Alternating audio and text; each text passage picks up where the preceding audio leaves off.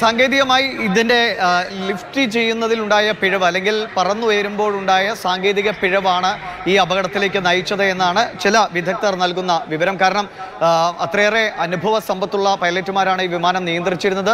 കൃത്യമായി തന്നെ റൺവേയിൽ നിന്ന് ടേക്ക് ഓഫ് ചെയ്യാൻ അതിന് കഴിഞ്ഞു. പക്ഷേ 1 മിനിറ്റിനകം തന്നെ അതിൻ്റെ നിയന്ത്രണം നഷ്ടമാകുന്നതോ അല്ലെങ്കിൽ എഞ്ചിനിൽ കാര്യമായ എന്തെങ്കിലും സാങ്കേതിക തകരാർ സംഭവിച്ചിട്ടോ ഉണ്ടാകാം എന്ന് തന്നെയാണ് ഈ അപകട ദൃശ്യങ്ങളിൽ നിന്ന് വ്യക്തമാകാൻ കഴിയുന്നത്. കാരണം താഴേക്ക് സെക്കൻഡുകൾ പോലും എടുക്കുന്നില്ല. 1 സെക്കൻഡിന്റെ പോലും സമയത്തിന് മുൻപേ അത് തീഗോളമായി മാറുകയായിരുന്നു. ഇപ്പോൾ ആ കാണുന്ന ദൃശ്യങ്ങൾ കൃത്യമായി നമുക്ക് പെട്ടെന്ന് കാണുമ്പോൾ കൃത്യമായി അത് ആകാശത്തേക്ക് ഉയരുന്നു. പിന്നീട് ലാൻഡ് ചെയ്യുന്ന പോലെ ഒരു പ്രതീതി ജനിപ്പിക്കുന്ന വിധമാണ് ഈ വിമാനം താഴേക്ക് വീഴുന്നത്. അതായത് ഗുരുതരമായ സാങ്കേതിക പിഴവ് തന്നെയായിരിക്കാം ഇതിലേക്ക് വഴിവെച്ചത് എന്ന കാര്യത്തിൽ യാതൊരു തർക്കവുമില്ല. ഇപ്പോൾ വിജയ് രൂപാനി അടക്കമുള്ളവരുടെ വിവരങ്ങൾ അദ്ദേഹം ഈ വിമാനത്തിൽ ഉണ്ടായിരുന്നുവെന്ന് ഏറെക്കുറെ സ്ഥിരീകരിക്കപ്പെടുക തന്നെയാണ്. അദ്ദേഹത്തിൻ്റെ ടിക്കറ്റുമായി ബന്ധപ്പെട്ട ദൃശ്യങ്ങളൊക്കെ പുറത്തു വരുന്നുണ്ട്.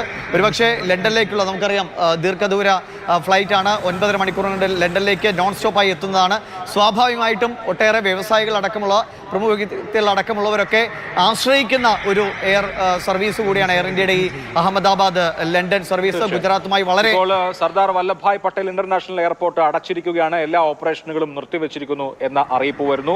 ഇന്ത്യയുടെ civil aviation minister Ram Mohan Naidu അദ്ദേഹം ഹൈദരാബാദിലാണുള്ളത്, വിജയവാഡയിലാണുള്ളത്. വിജയവാഡയിൽ നിന്ന് അദ്ദേഹം അഹമ്മദാബാദിലേക്ക് തിരിച്ചു. പ്രധാനമന്ത്രി അദ്ദേഹവുമായി സംസാരിച്ചു, സ്ഥിതിഗതികൾ വിലയിരുത്തി. അതിനുശേഷമാണ് ഇപ്പോൾ സിവിൽ ഏവിയേഷൻ മന്ത്രി അഹമ്മദാബാദിലേക്ക് തിരിക്കുന്നു എന്ന ഏറ്റവും പുതിയ വിവരങ്ങൾ കൂടി ലഭ്യമാകുകയാണ്.